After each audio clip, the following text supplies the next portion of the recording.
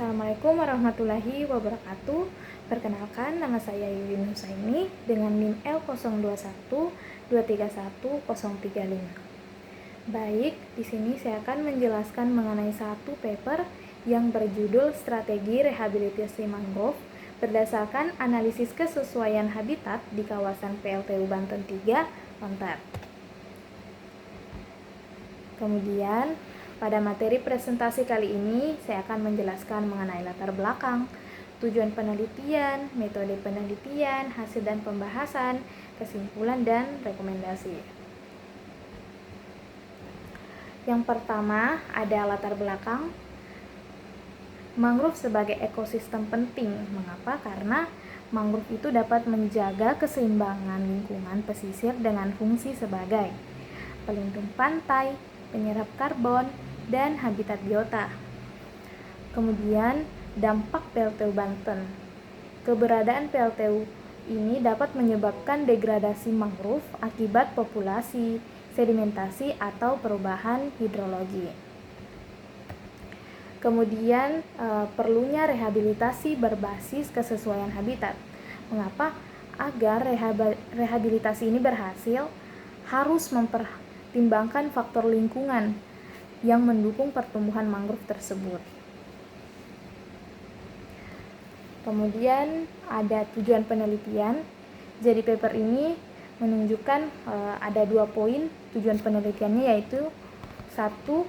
Menganalisis kesesuaian habitat, yaitu mengetahui apakah suatu area dapat mendukung pertumbuhan mangrove atau tidak.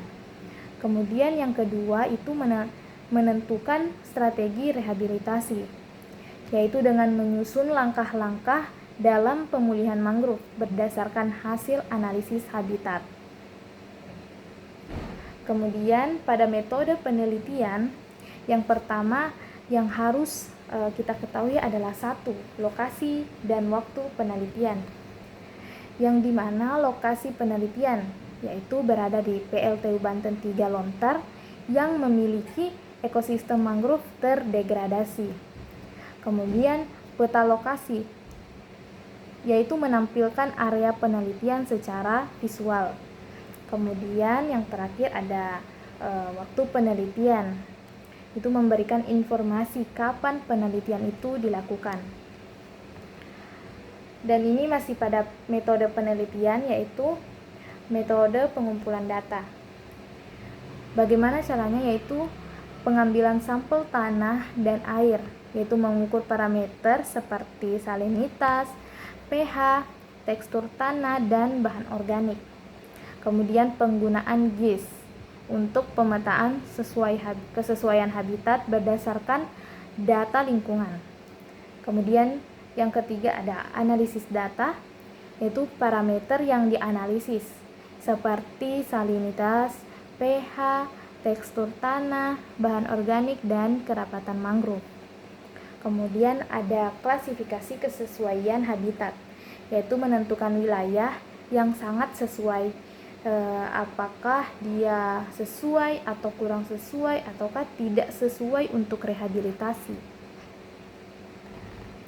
Kemudian pada hasil dan pembahasan didapatkan, yaitu 1. Kondisi existing ekosistem mangrove. Degradasi mangrove, yaitu penurunan luas mangrove akibat aktivitas industri. Kemudian faktor penyebabnya itu diakibatkan oleh polusi dari PLTU, sedimentasi berlebih, dan perubahan aliran air. Kemudian yang kedua ada hasil analisis kesesuaian habitat. Yang pertama itu peta kesesuaian habitat, yaitu menampilkan area yang sangat sesuai, apakah dia kurang sesuai dan tidak sesuai atau untuk rehabilitasinya. Kemudian untuk interpretasi hasil itu dengan cara wilayah dengan parameter lingkungan yang mendukung akan diprioritaskan untuk rehabilitasi. Kemudian yang ketiga itu ada strategi rehabilitasi.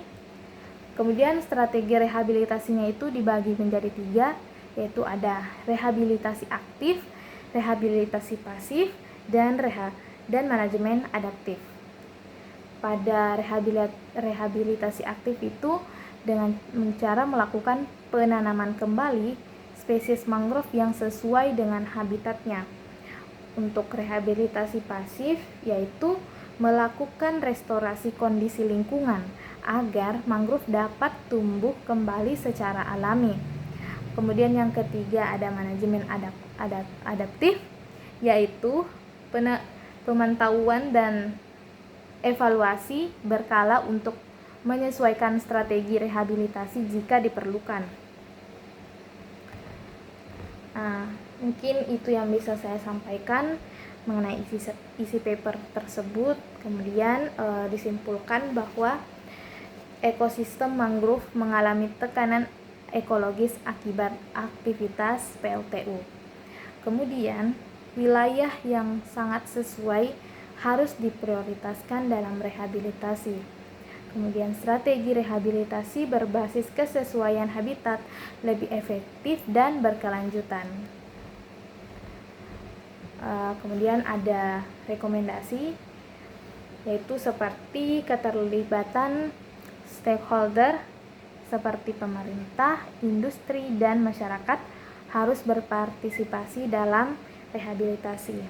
Kemudian ada pengawasan lingkungan. Mengapa? Pengawasan lingkungan ini sangat perlu karena dia menjadi pemantau rutin terhadap kondisi mangrove. Nah, kemudian harus ada kebijakan perlindungan mangrove, yaitu dengan cara perlu regulasi yang mendukung kelestarian mangrove di kawasan industri. Mungkin itu saja yang bisa saya sampaikan. Apabila ada salah kata mohon dimaafkan. Wabillahi taufiq wal hidayah. Wassalamualaikum warahmatullahi wabarakatuh.